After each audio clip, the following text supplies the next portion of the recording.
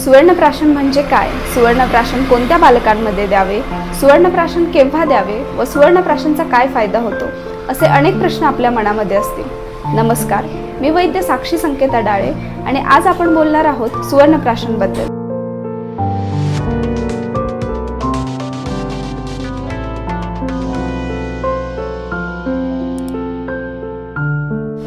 जन्मापासून मृत्यूपर्यंत अनेक संस्कार आपल्यावर होतात। त्यापैकी बाल्यावस्थेत केला जाणारा महत्त्वाचा संस्कार म्हणजे सुवर्णप्राशन संस्कार। यामध्ये औषधी वनस्पती, तूप, मध यामध्ये सुवर्णभस्म टाकून ते सिद्ध केले जाते।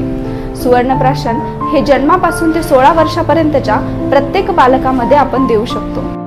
सुवर्णप्राशनने बालकांची रोगप्रतिकारक शक्ती वाढते, बालक वारंवार आजारी पडत नाही, बालकांची पचनशक्ती वाढते, त्यांना भूक चांगली लागते, बालकांचा शारीरिक व मानसिक विकास होतो व बालक सुदृढ व आनंदी राहते। सुवर्णप्राशन आपण 2 पद्धतीने देऊ शकतो। पहिली पद्धत म्हणजे नित्य किंवा दररोज दिले जाते व दुसरी पद्धत म्हणजे प्रत्येक पुष्य नक्षत्राला आपण सुवर्णप्राशन देऊ शकतो।